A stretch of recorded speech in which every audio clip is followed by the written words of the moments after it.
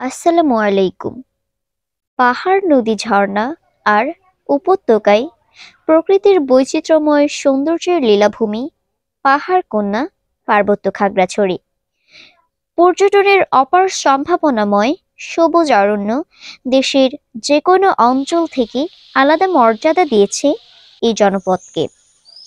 শহরের কোলাহল ছেড়ে পাহাড়ের আঁকাবাঁকা মেঠো পথ পেরিয়ে তাইন্দং এলাকার বিস্তীর্ণ টিলা পাহাড় ও সমতলের মিলনস্থলে স্থানীয় কৃষক আলী হোসেন শখের বশে গড়ে তুলেছেন একটি চা বাগান। উঁচু নিচু পাহাড়ের ভাঁজে ভাঁজে সবুজ গালিচায় মোড়ানো দুটি পাতা আর একটি কুঁড়ি যেন সবুজ পাহাড়কে আরো সবুজময় করে তুলেছে।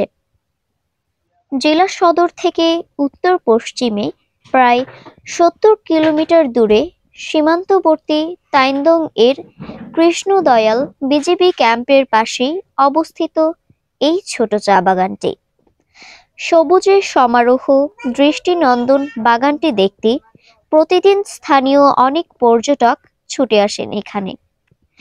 দুর্গম পাহাড়ের বুক ছেদ করে সবুজ গালিচা বিছানো একখণ্ড চা বাগান পাহাড়ি জনগোষ্ঠীর জীবনযাত্রা ও সংস্কৃতি পর্যটকদের কাছে বাড়তি আকর্ষণ। বাংলাদেশ চা বোর্ডের তথ্যানুযায়ী দেশে ১৬৮টি চা বাগান নিবন্ধিত রয়েছে। তার মধ্যে চট্টগ্রাম জেলায় আছে ২২টি চা বাগান। তবে ২০১৬ সালে খাগড়াছড়ির মানিকচরি ৩ টহরিতে ৪৩ একর জায়গার উপর একটি চা বাগান রয়েছে, যেটি সর্বশেষ নিবন্ধিত।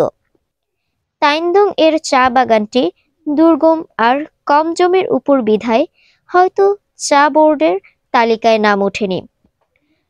পারিবারিক চাহিদা মেটাতে স্থানীয়ভাবে অনেকেই ফল, শাকসবজি আবাদ করে আয় করছে। ব্যতিক্রম কিছু করার আশায় ২০১৬ সালে ৩০ বিঘা জমি ক্রয় করে পরীক্ষামূলকভাবে সিলেট থেকে বীজ এনে চা চাষ শুরু করেন স্থানীয় চাষি আলী হোসেন। বর্তমানে ৪ বিঘা জমিতে ৬,০০০ গাছ রয়েছে। গাছের বর্তমান বয়স ৯ বছর।